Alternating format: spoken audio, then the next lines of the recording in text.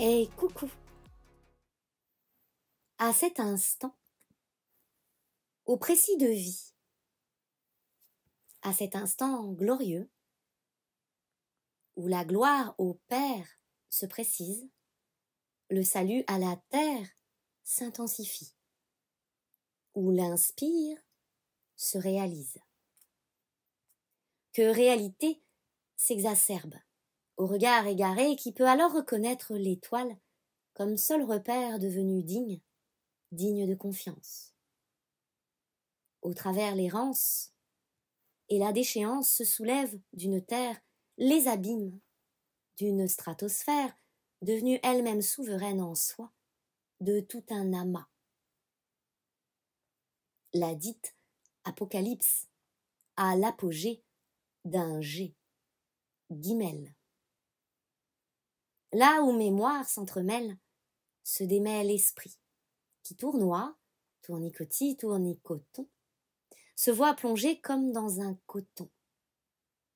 Et en cette ouate-là, ô ouate, énergie, l'énergie ne peut se dissimuler tant elle offre au regard, pur hasard, qui par synchronicité permet l'œuvre révélée au révélé. Qu'as-tu semé? Et depuis quel esprit? Quel état de ton propre esprit? L'humain porte en son esprit bien des on-dit, bien des esprits qui en l'esprit tournoient et où l'homme s'y noie, s'y perd, inconscient de toute cette vie si en soi, qui vit aussi en soi. Lutter contre ne mène à rien. Inclure et accueillir révèle au tout. Il ne s'agit pas alors de chasser ces esprits, mais de les écouter pour saisir les discours détraqués de ces détracteurs. Souvent emplis de peur, de maintes injonctions, ces esprits-là offrent une part de soi révélée, où l'ordonnateur y est souvent peur. D'où viennent peurs, qui alimentent stupeur au soi de n'oser être soi. Nombreux reconnaissent maintenant le soi qui fut là dissimulé aux allures et augures d'un fabulateur mensonger. Peu ont écouté, de peur de se tromper, d'en être trompés et moqués, d'être traités de fous comme de menteurs. Pourtant, le soi est tel un enfant qui de sa bouche aimait, vérité. S'y révèle là tout un amas, une âme. L'âme ici qui voudrait souffler sur ce feu, esprit, et s'y voir tout autant, de ses tout autant, karma, réconcilié. L'âme qui inscrit comme principe al, mémoire, ceci. De tout temps, je ne fus que peu visité, écouté, entendu. Et si d'aventure je suis reconnu, alors puis-je être là promu, à ma sainteté véritable, sans que l'être ne cherche en vain preuve de son vivant. Qu'il y admette être cette preuve, à son propre tout, autant. Et les preuves de par le vivant qu'il incarne. L'être est ce tout, articulé qu'il ne voyait et ne voyait que, depuis un trou de serrure, ce qu'est l'existence et la vivance. Dieu, à ses heures, se plaît non à dissimuler âme en corps, mais à y inséminer par chair l'esprit, au vivant. C'est en un maintenant uniquement que l'être y reconnaît sa splendeur comme véritable bénédiction, non comme étant fruit d'une soumission à telle ou telle autorité qui voudrait le punir ou le récompenser. L'homme est ainsi fait qu'il se croirait sans cesser redevable ou culpabilisé. Rien ici ne fut créé pour de tels agissements en la faveur ou ferveur d'un Dieu. Dieu. Qu'est-ce que Dieu? Qui est Dieu? Voici l'enseignement ici visé, auquel chacun est invité, par lequel chacun est convié à en assumer l'impact qu'il en crée, l'impact qu'il en est, au sein comme au cœur de vie, de sa vie aussi. Chacun est son propre Dieu. Bien sûr, cette idée dépasse l'entendement en chacun. Cela ne peut s'entendre ni même se comprendre pour nombreux. Cela ne peut se permettre aux yeux de certains. Cela ne peut s'offrir pour d'autres. Pourtant, par tous les temps et par tous les saints, de tous cieux, chacun est son propre A. A tenant, créant, ses propres aboutissements, propres réalités. Chacun est son propre astringent, resserrant ou desserrant ses liens, à proprement parler, à proprement en vivre effet, en générant effet. Chacun est son propre A, alpha, source d'initiation, source de ses initiations, initiateur comme guérisseur. Ainsi, chacun peut à foison, au son de foi, foisson, en soi, engendré comme créé. Chacun, oui, est son propre créateur, Dieu vivant, propre destructeur aussi. Ses forces motrices sont moteurs, motrices.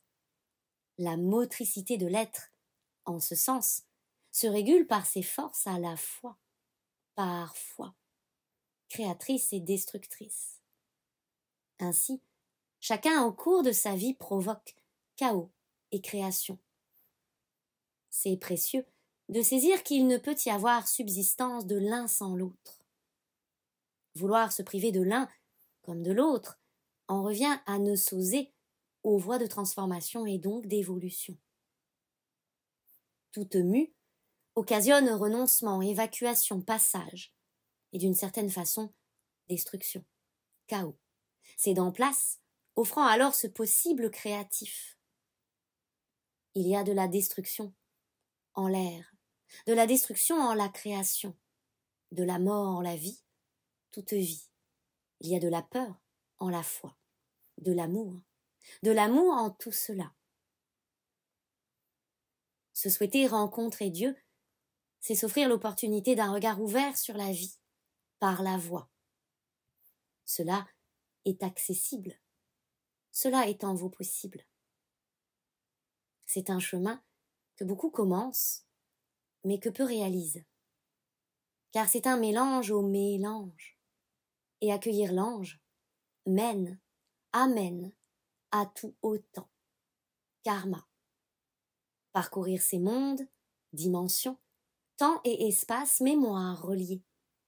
Débusquer de son bois le feu et y rencontrer son propre loup, celui que l'homme, l'humain, est pour soi-même. Empreint de ses empreintes, habité par ses traces au tracas, source de tracas. Ainsi, nombreux s'arrêtent là, à ça, au ça, porte de l'inconscient, ne saisissant pas la valeur à l'initiale de ces explorations et la préciosité alors de s'en sentir croître, grandir, à s'agrandir et au ça, grandir. Cette croissance-là est saine et nécessaire, pour ne plus se croire et se recevoir depuis alors un regard contemplé au complet, un regard par lequel l'être ne peut ni ne devrait, l'on dira, ni se détester, ni se lamenter. Car par cela, l'être peut développer toute compassion qui lui revient, passion, au con. Feu sacré placé au cœur de soi, là, en ce foyer divin par lequel il se réalise grand roi, feu de joie, transmutateur de ses leurs, heureux dépositaire de ses multiples airs, qui furent cycles, mouvements de grâce. Lorsque l'être s'aventure en cet au-delà, il découvre que vit en soi déjà cet au-delà, que beaucoup pensent inexistant ou placé à la droite d'un dit Dieu. Ils ne sont pas tant ignorants, mais instruits par des dits, des dires, ne cherchant pas plus loin, ne se souhaitant pas tant découvrir, se découvrir, lever leur propre voile.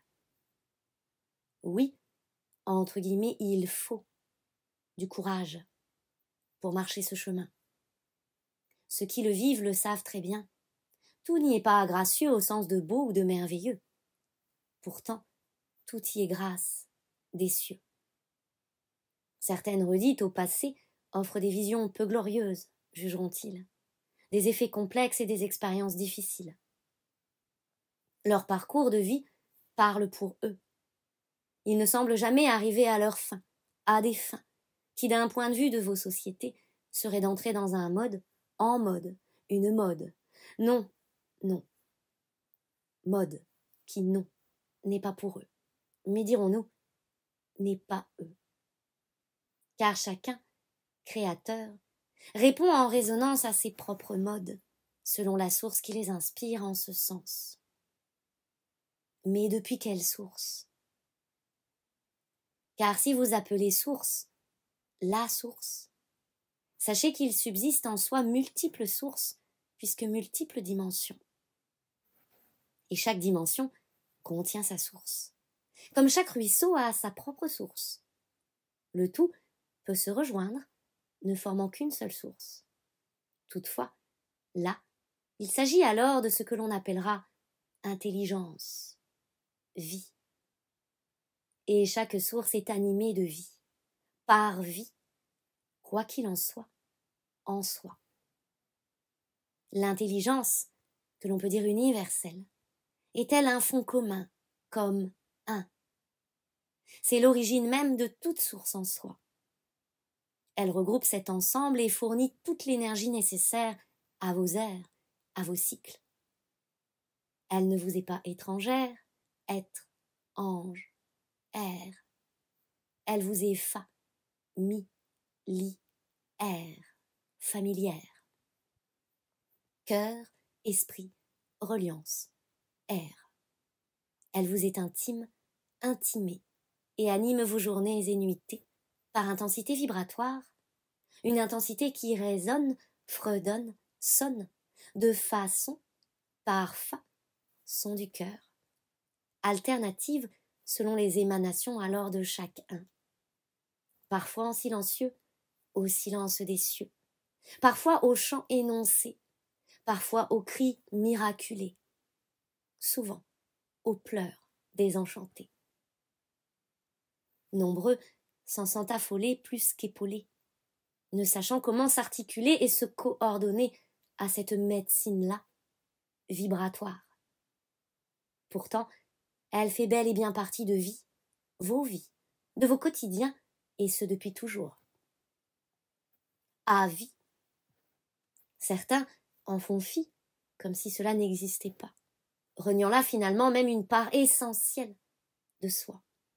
Une part pourtant investie, si investie, qui leur fournit toute énergie, centre, halle, telle une centrale d'énergie, qui leur fournit énergie, passion et ambition. Certains, par méconnaissance de leur propre système, mode et fonctionnement, ironisent toute cette vie-là, se pensant plus fort que la nature elle-même, et in fine que Dieu lui-même. Dieu en eux-mêmes, qu'ils imaginent ailleurs, en un ailleurs, ou doutent même de son existence, résumant alors la vie à quelque chose de meurtri, si petit, déroulé de quelques années, sans même en saisir que de toute évidence. De toute évidence. Ils ne sont pas là, arrivés par hasard, ni même nés, dirons-nous, d'une pluie dernière. Avec amour, Cléophée.